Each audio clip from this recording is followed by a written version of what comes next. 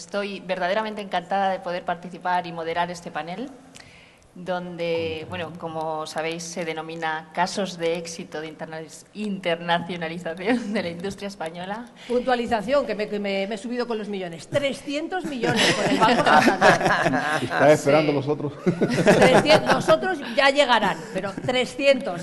Tuiteado ahora sí, gracias. Es el principio. Sí, sí. Bueno, y como decía, de poder compartir este tiempo con estos grandes empresarios, emprendedores y ponentes en el panel de hoy, donde, ¿qué puedo decir? Que solo tengo envidia y admiración por cada uno de ellos.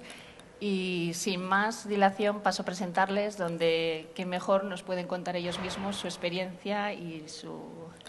Aquí tengo a Josu Arrizabalaga, CEO de Factum, y que fue empresa que fue adquirida hace muy poco por el Banco Santander. Wow. A mi izquierda tengo a Alberto Yepez, un inversor experimentado y creador de muchas empresas, y ese es uno de los impulsores de la industria de la ciberseguridad. Y bueno, y como ha dicho nuestra querida presentadora, después nos cuenta muchos detalles Y después Julio Casal, que es uno de los emprendedores que ha creado más de 15 empresas, startups en los últimos años. Una de ellas Playgiga, después Arian Bolt, que fue una de las grandes compañías de Silicon Valley en el 2020, y nos van a contar sus experiencias. Josu, te paso la palabra. Muchas gracias, Natalia. Bueno, nada, primero gracias por asistir a todos. Yo os voy a contar un poco la versión humilde de la internacionalización de las empresas, ¿no? Luego Julio y Alberto nos dan la versión más interesante y más glamurosa, ¿no? Como decía Natalia, nosotros con la adquisición de Santander estamos en un nuevo reto que ahora lo contaré, pero lo que quería contaros también un poco es nuestra experiencia que hemos tenido en el pasado cuando todavía no estábamos participados del Santander, por el Santander, de la experiencia que tuvimos de internacionalizar la compañía, ¿no? Al final nosotros, Factum, básicamente somos una compañía que damos servicios de ciberseguridad, servicios especializados, pero tampoco tenemos o no teníamos en ese momento ninguna solución, ningún producto con el cual internacionalizarnos, ¿no? Por lo tanto, el movimiento para una compañía como nosotros, o una compañía de servicios, cualquiera IT, para internacionalizarnos a países extranjeros, cuando, bueno, lo más fácil por el tema idioma y demás, pues parece que es la TAM, ¿no? Como lo más cercano que puede parecer a nosotros, aunque está muy lejos en muchos sentidos, no solamente en distancia geográfica, pero al final, para poder internacionalizarnos una compañía como la nuestra o cualquier compañía de servicios, lo más habitual y lo que muchas veces vemos y conocemos con muchas empresas del entorno, pues es acompañar a alguno de los grandes líderes multinacionales que tenemos en España, ¿no? Pues a Telefónica, Repsol, al propio Banco Santander, BBVA y demás, ¿no? Es un poco el camino que hemos seguido muchas compañías, aprovechar dentro del conocimiento que tienen de los servicios que prestamos habitualmente aquí en España, pues surgen oportunidades para irnos a prestar servicios similares a países extranjeros, ¿no? Y ese fue un poco también nuestro caso. Al final acompañando un proyecto con Indra y con Banco Santander, pues es como nos surgió la oportunidad de viajar a Reino Unido y de viajar a México, que son las dos experiencias previas que habíamos tenido de internacionalización nosotros, y que, visto desde un punto de vista de una empresa pues más bien pequeña, como podíamos ser nosotros, que no llegaba a los 10 millones de facturación, con una serie de recursos pues un poco limitados o con una visión nuestra como inversores particulares que éramos en ese momento de la compañía, donde al final mides bien todos los recursos, pues como decía al principio, es una visión humilde de cómo hacer las cosas, ¿no? Y hacer las cosas pues utilizando los recursos justos, no haces grandísimas inversiones, vas acompañando un servicio, y los servicios es muy difícil que viajen geográficamente al final, ¿no? O sea, llegas a un país y tienes algún proyecto alrededor de algún determinado cliente, pero expandirse en ese país donde has llegado, primero tienes una dificultad en encontrar gente local que te ayude o que te genere la confianza suficiente como para delegar parte del negocio ahí. y hacer que esto que haces, pues más o menos entendemos que bien en España, hacer eso mismo en países fuera de España, aunque tengas una base de un determinado proyecto y demás, es muy complicado. La verdad que nuestra experiencia es, hemos llegado, hemos hecho bien y, por ejemplo, pues en México conseguimos algunos clientes más y, bueno, al final es un negocio que va bien, que es más o menos rentable, pero expandirlo de verdad en un modelo de servicios, en mi opinión, resulta muy complicado, tremendamente complicado, ¿no? Nosotros ahora estamos un poco desde la entrada del Banco Santander en nuestro capital, estamos en un modelo de transformación bastante importante, ¿no? Y lo que estamos también justamente es intentando, por un lado, internamente aquí en España, transformar un poco nuestro offering, no tanto en prestar servicios, ¿vale?, que se lo seguimos haciendo y lo seguimos haciendo en las grandes compañías, pero estamos más en un modelo de diseñar productos, diseñar soluciones más paquetizadas, tanto para el entorno pymes como para el entorno del mid-market, que nos permitan de alguna forma productivizar esos servicios, esas soluciones que damos hoy a nuestros clientes en España. ¿Por qué? Pues, lógicamente, con la entrada en capital nuestro del Banco Santander, la idea principal que tenemos con ellos es justamente viajar a todas las geografías en donde está el banco, ¿no?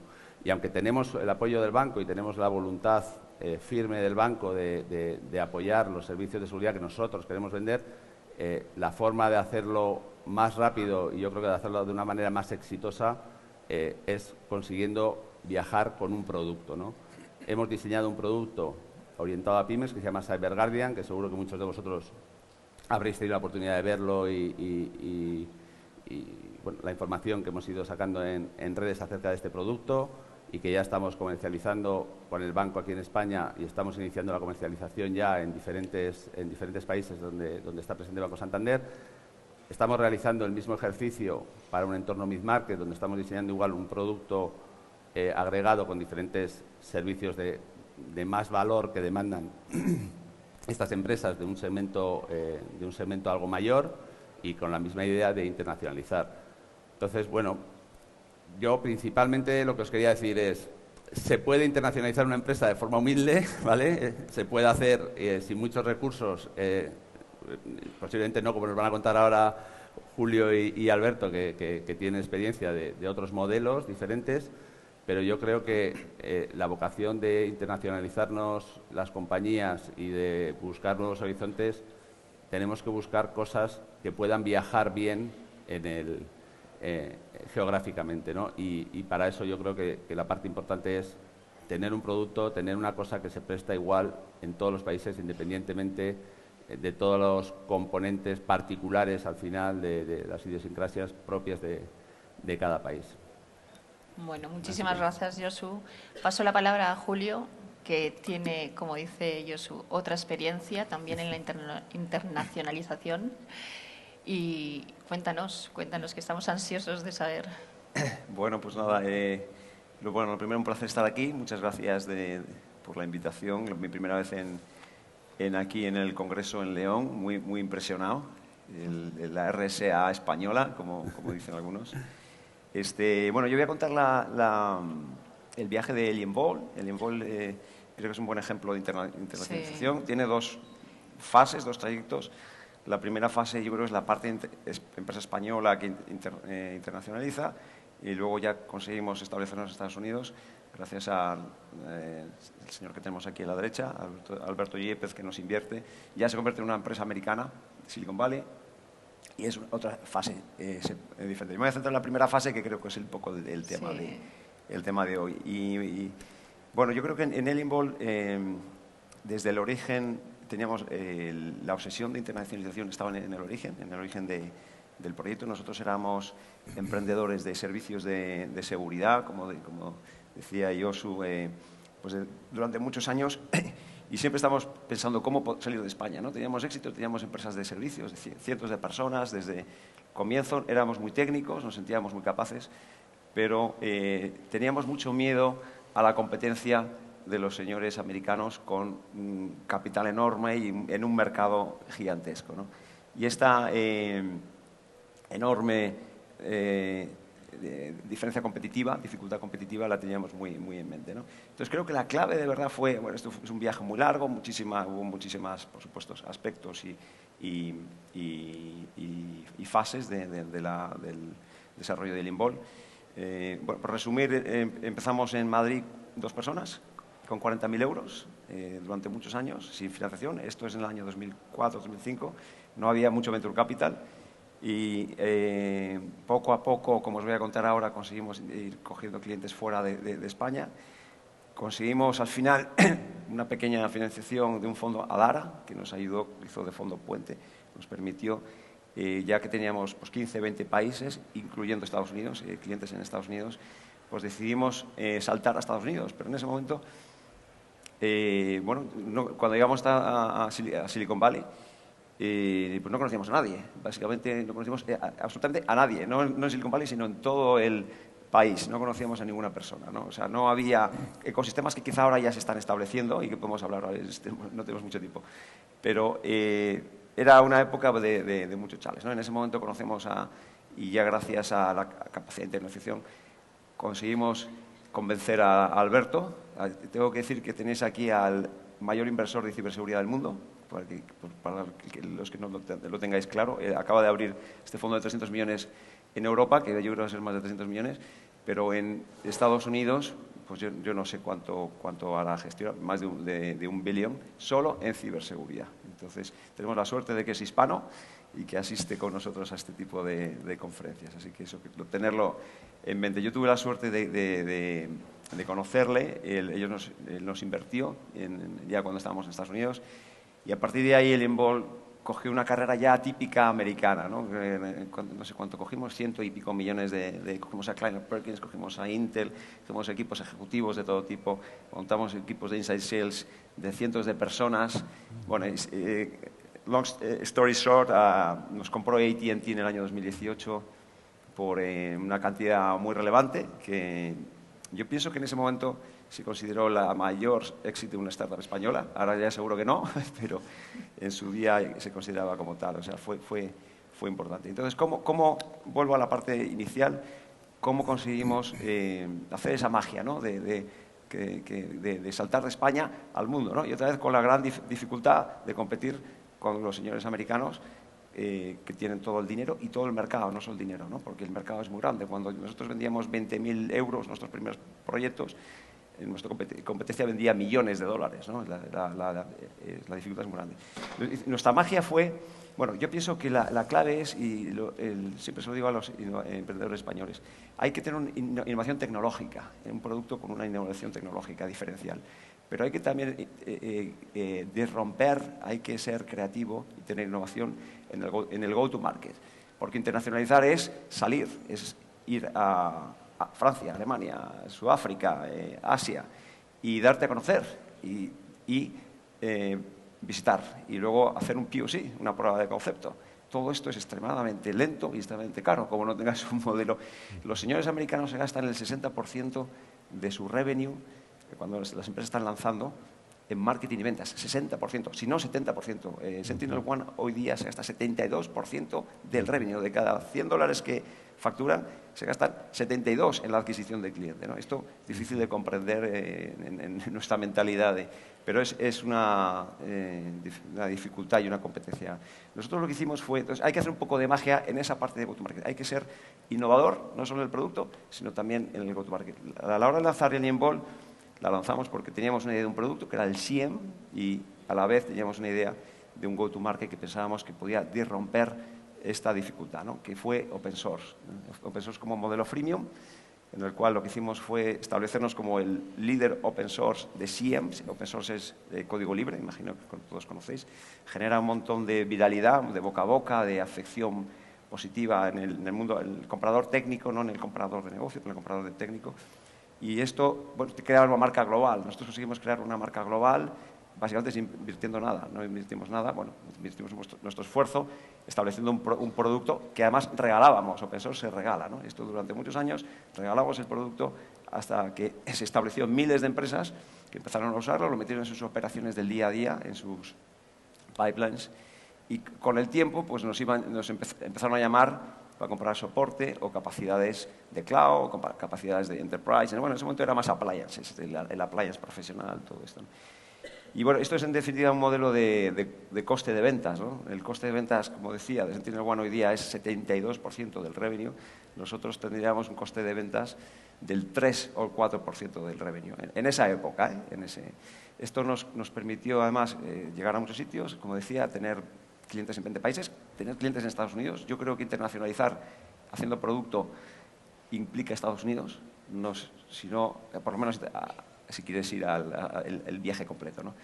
Y al tener clientes de Estados Unidos, pues conseguimos dar ese salto ¿no?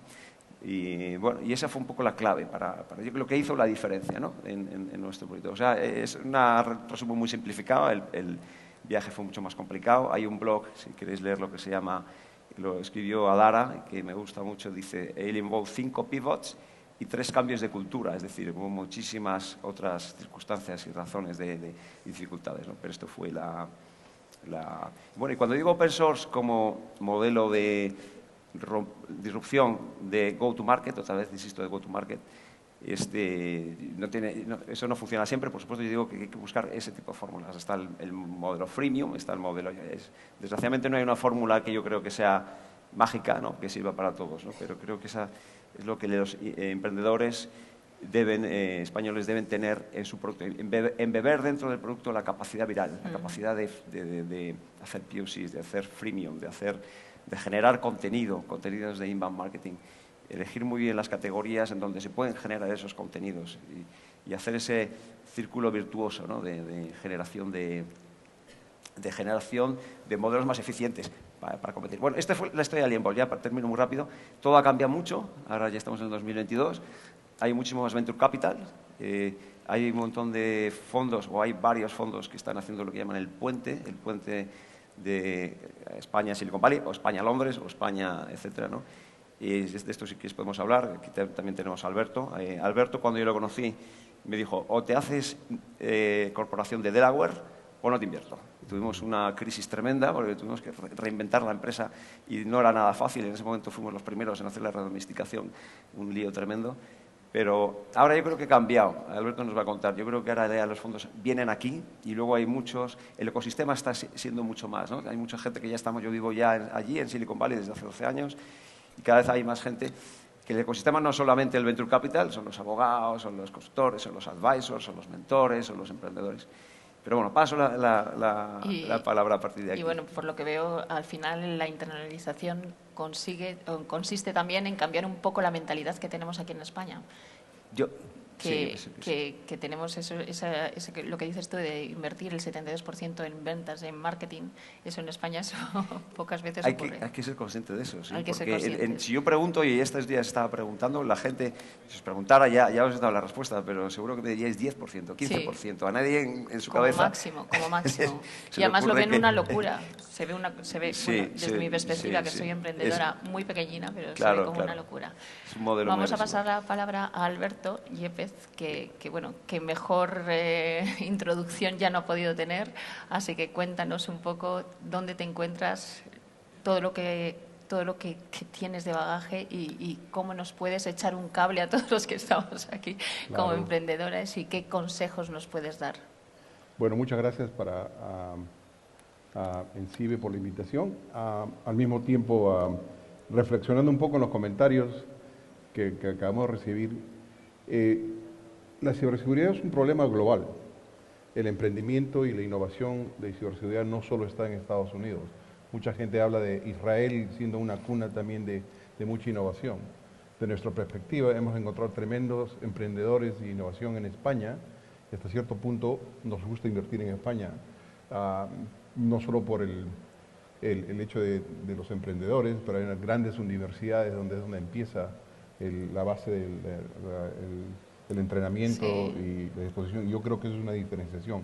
Yo creo que España poco a poco va a establecerse como uno de los centros de innovación y ciberseguridad dentro de poco. La relevancia un poco del comentario y del anuncio con Santander y haciendo comparaciones con Estados Unidos es crear un ecosistema que empieza con la universidad. el aprendizaje de software, de analytics, de todo lo que cosas pasa. El gobierno ahora con el soporte de NICE, con de ENCIBE y todo lo demás, crea también no solo foros como estos, pero también las facilidades de invertir y tratar de impulsar la innovación. Y después viene el rol de los corporativos. Hablando de Santander, que agarran un par de empresas, es uno de las cunas de los bancos, pero no solo Santander, tienes Telefónica, tienes grandes empresas españolas que también usan varias de las tecnologías y las innovaciones que están pasando aquí mismo.